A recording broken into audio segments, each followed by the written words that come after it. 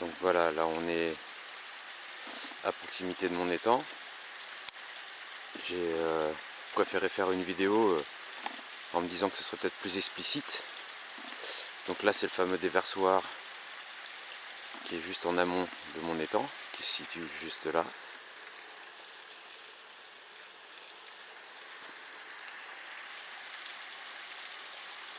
Et juste en haut là-bas il y a un étang énorme qui doit faire pas loin d'1 hectare,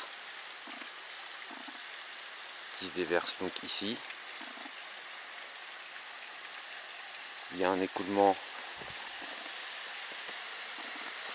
ici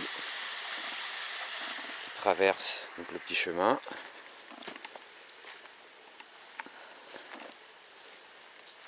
Et ça s'écoule donc là.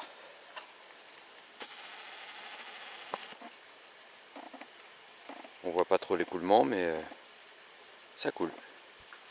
Donc ça suit le chemin. Il y a un petit ruisseau qui s'est créé au fil des années. Et ça arrive là-bas.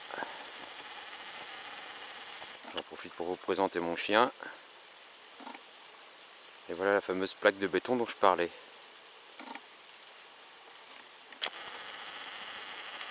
Donc on va faire le tour.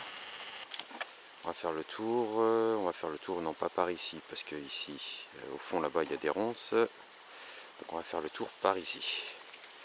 Donc là, il y a un chemin.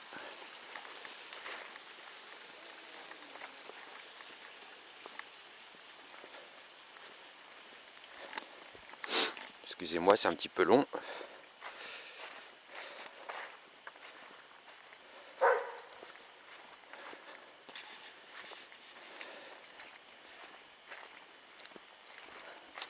Donc là, on arrive à la fameuse digue dont je parlais.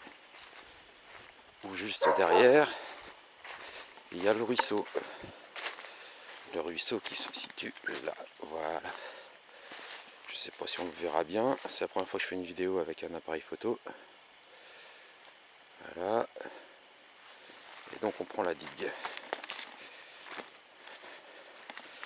Petite vue d'ensemble de l'étang. Enfin, de ce qui était un étang.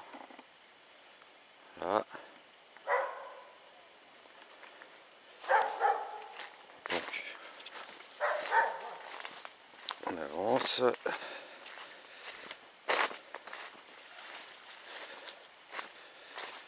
Tac.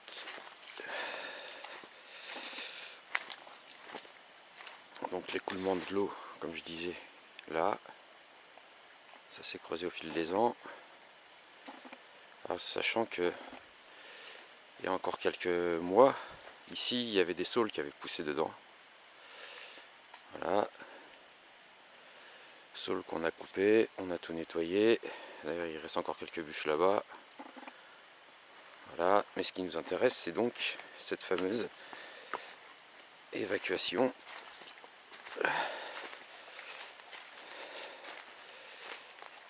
Ici. Voilà. Et les fameuses plaques de béton dont je parlais dans mes posts. Et donc l'eau ressort de l'autre côté. Je ne crois pas qu'on puisse voir si on voit un petit peu d'écoulement quand même. L'eau ressort de l'autre côté, ici, dans le ruisseau. Voilà.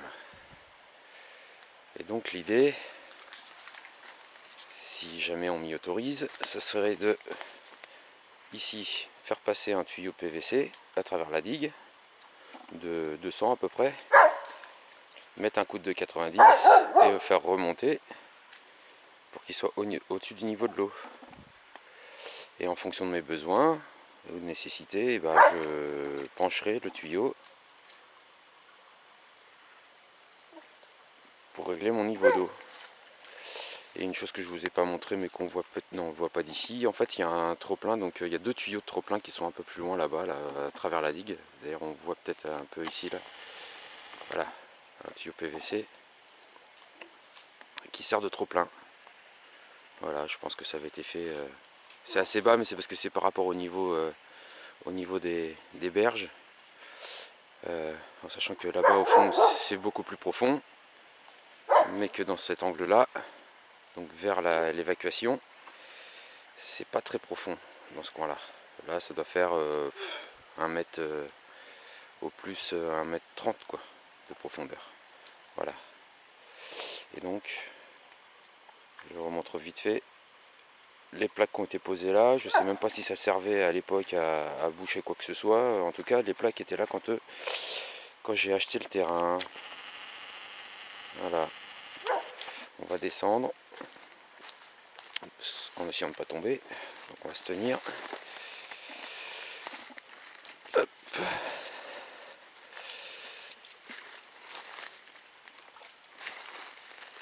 Voilà. Donc l'eau qui s'écoule et le fameux trou dont je parlais, où j'espère pouvoir faire passer un tuyau PVC. Voilà, c'est quand même assez bizarre cette configuration. Il y a un tas de terre, il y a un poteau, des plaques, c'est assez bizarre. Voilà, donc un petit tour vite fait pour montrer l'environnement, histoire de joindre l'agréable à l'utile. Voilà, c'est très arboré, c'est très sympa. C'est en partie ce qui nous a fait nous décider d'acheter ici. Voilà. Donc en gros, grosso modo, je pense que l'étang doit faire à peu près 800 m². On a quelques Douglas. J'ai aussi quelques bouleaux. Là-bas, il y a noisetier châtaignier. Ici, il y a du saule et des lauriers palmes. Laurier palme que j'aimerais à terme dégager parce que c'est très envahissant et c'est pas agréable du tout. Enfin, j'aime pas du tout quoi. Voilà. Donc, sachant que pour maintenir les berges, eh ben, il va falloir que je replante d'autres choses avant de couper ça. Et voilà.